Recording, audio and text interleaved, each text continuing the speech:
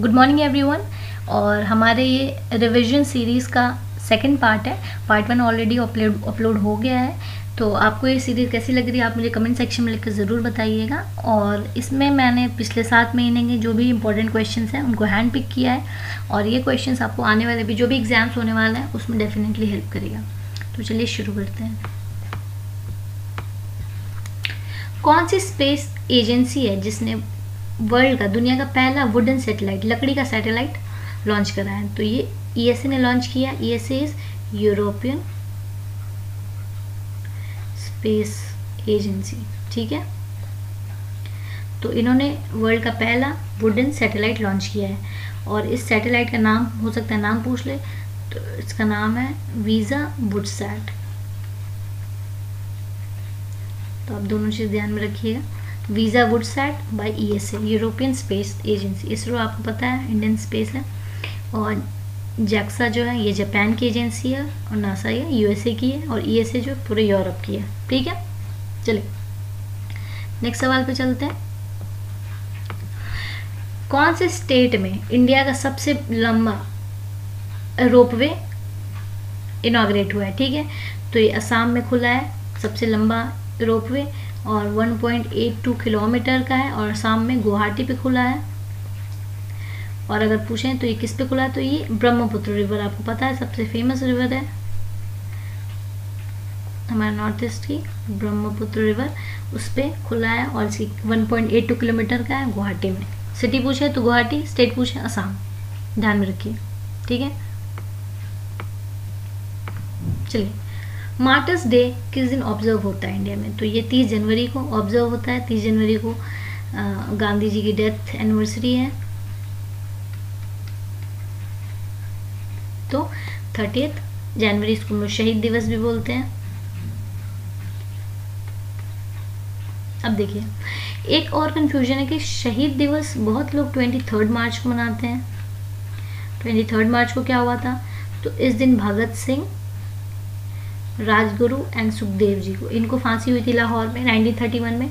तो क्या है कि अगर बीपीएससी ये सवाल पूछता है, ठीक है, तो बीपीएससी में आपको पता ऑप्शन ई होता है, और अगर ये बीपीएससी में 5 मार्च की जगह 23 मार्च होता और ऑप्शन ई होता मोर देन 1, तो आपको पता है ऑप्शन आपको ई मार्क करना था, मोर देन 1, क्योंकि शहीद दिवस ये दोनों दिन मनाए जाते हैं।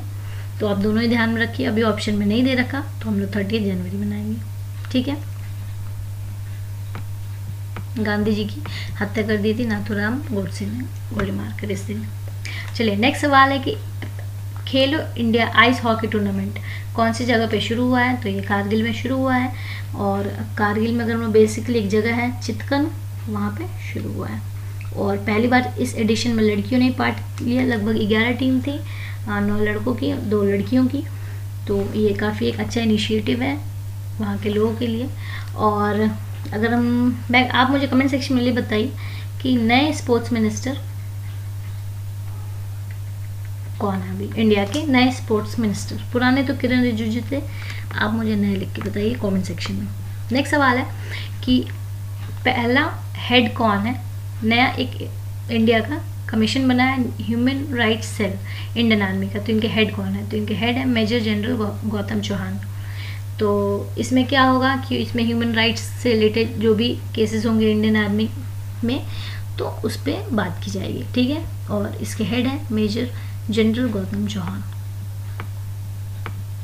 चलिए नेक्स्ट क्वेश्चन है कि इंडिया ने 2 लोन एग्रीमेंट साइन किया है 646 मिलियन यूएसडी का न्यू डेवलपमेंट बैंक से, ठीक है, ताकि उस स्टेट की पर्टिकुलर हाईवे नेटवर्क अच्छा इम्प्रूव किया जा सके, डिस्ट्रिक्ट रोड नेटवर्क भी इम्प्रूव किया जा सके। तो ये लोन मिला आंध्र प्रदेश को, ठीक है, न्यू डेवलपमेंट बैंक से। आप मुझे ये बताइए कि, चलिए मैं बताती हूँ, हेडक्वार्टर जो है न्यू डेवलपमेंट बैंक का शंघाई है, चाइना में। आप मुझे ये बताइए कमेंट सेक्शन में लिख के वर्ल्ड बैंक का हेडक्वार्टर कहाँ है और इसके प्रेसिडेंट कौन है? दोनों सवाल के जवाब बताइए, headquarter and president of world bank, ठीक है। ये हमने बात करी न्यू डेवलपमेंट बैंक की। चलिए नेक्स्ट क्वेश्चन है कि कौन से स्टेट में किसान कल्याण मिशन लॉन्च किया गया ताकि फार्मर्स की जो है इनकम है वो डबल हो सके, दुगनी हो सके। तो ये उत्तर प्रदेश का इनिशिएटिव है। इसमें क्या होगा कि एक प्रोग्राम चलाया जा रहा है लगभग 80 डिस्ट्रिक्ट्स में।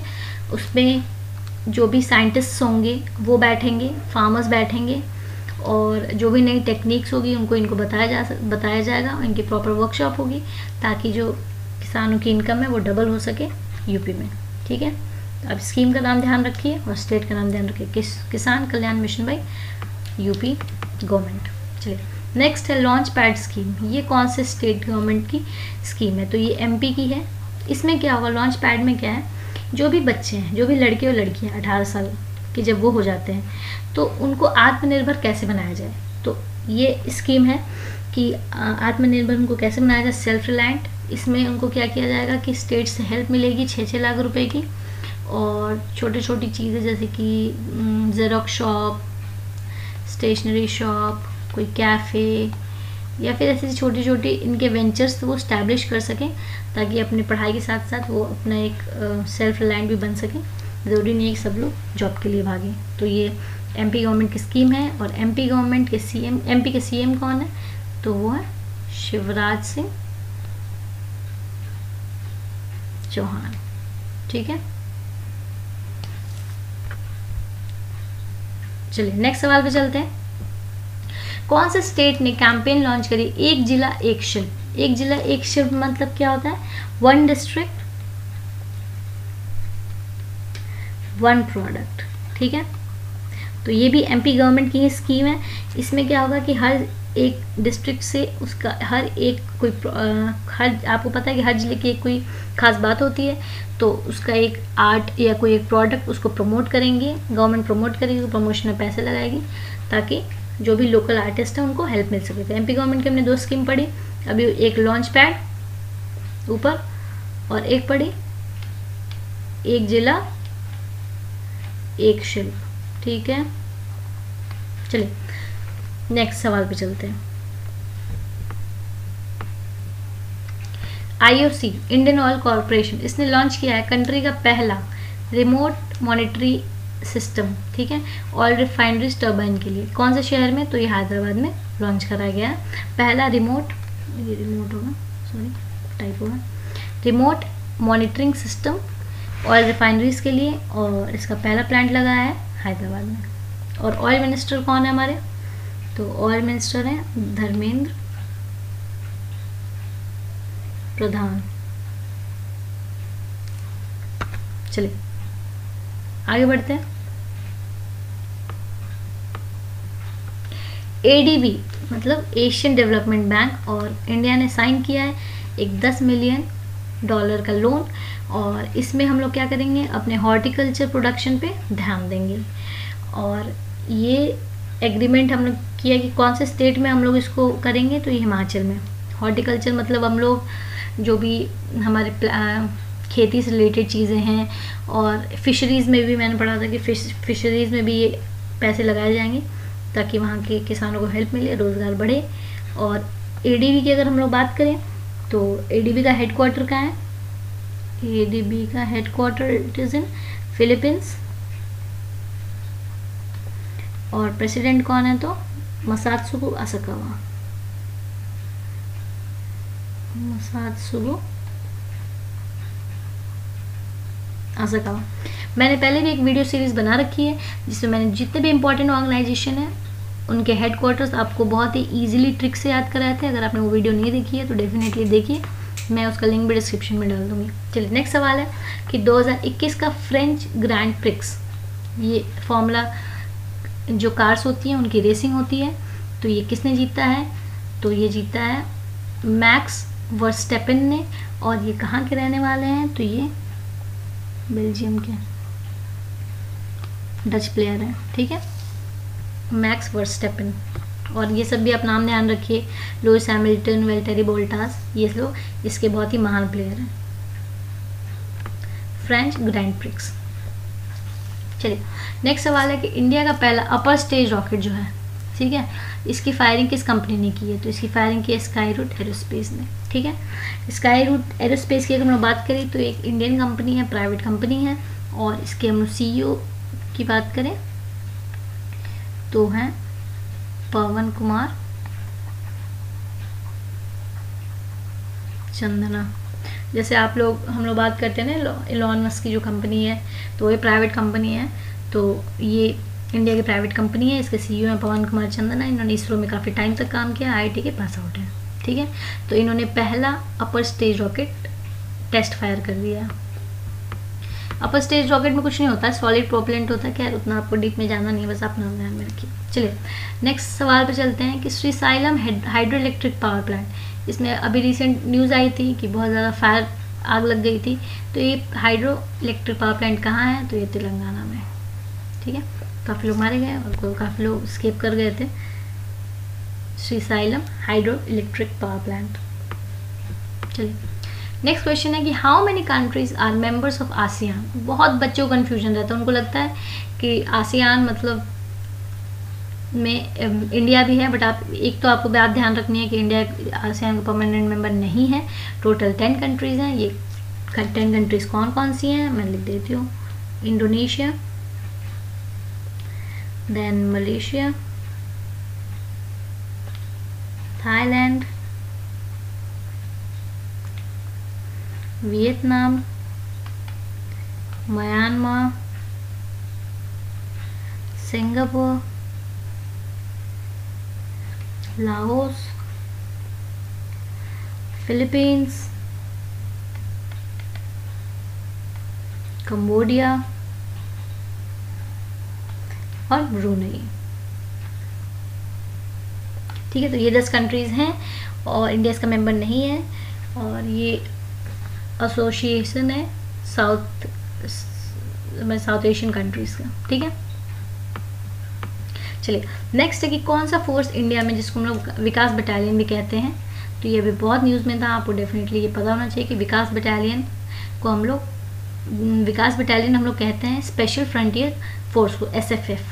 तो ये न्यूज़ में क्यों था, क्योंकि विकास बटालियन है ना हमारे जो इंडिया चाइना बॉर्डर है वहाँ पर डिप्लॉयड होते हैं, और इसमें क्या है मैक्सिमम ये बटालियन में तिब्बत के लोग हैं, ठीक है। तिब्बत के लोग हैं और गोरखा के लोग हैं, गोरखाज हैं इसमें। तिब्बत के लोग क्यों हैं, क्योंकि आपको पता है कि इंडिया का बॉर्डर तिब्बत से लगता है, चाइना से तो लगता नहीं है। तो तिब्बत के जो लोग हैं जो इंडिया में रह रहे हैं, आपको पता ही होगा, तो उनके अंदर ना नेचुरल बिल्ट है कि ये इतने हाई एल्टीट्यूड पे लड़ाई कर सकते हैं। तो इनको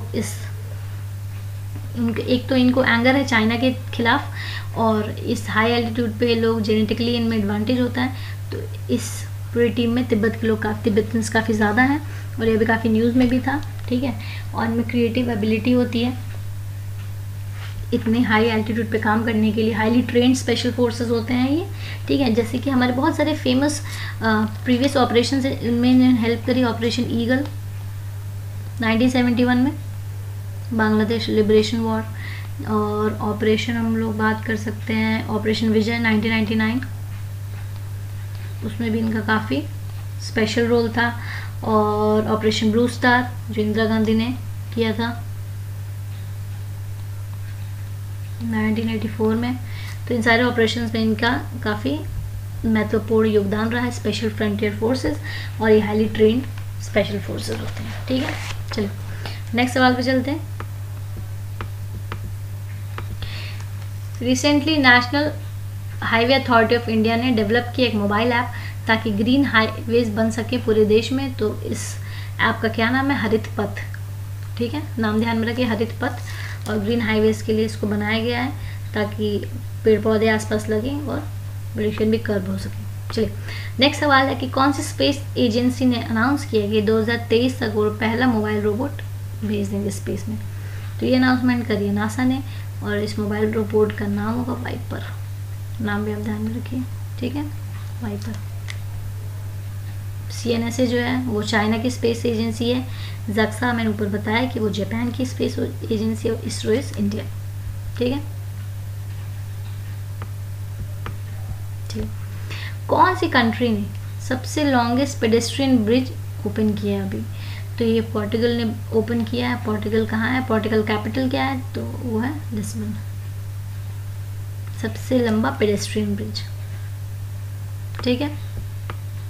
और आज का आखिरी सवाल कि लैंग्वेजेस ऑफ ट्रुथ एसेस 2003 से 2020, ये किताब किसने लिखी है? तो ये लिखी है the very famous Salman Rushdie साहब ने। तो आप नाम ध्यान में रखिए, सलमान रश्दी। तो ये आज की वीडियो थी। अगर आपको वीडियो अच्छी लग रही है तो आप लाइक कीजिए, और अगर नहीं अच्छी लग रही है तो डिसलाइक कीजिए, लेकिन फीडबैक ज़रूर दीजिए। बिना फीडबैक के फिर हम आगे वीडियो कंटिन्यू नहीं कर पाते हैं, ठीक है। कोई भी क्वेरी है तो आप मुझसे कमेंट सेक्शन में पूछ सकते हैं। और अगर आपको इस वीडियो की PDF चाहिए तो आप ऐप डाउनलोड कीजिए, ऐप में जाके आपको PDF मिल जाएगी। ऐप का लिंक मैं डिस्क्रिप्शन में दे दूँगी, ठीक है। Thank you so much, have a good day.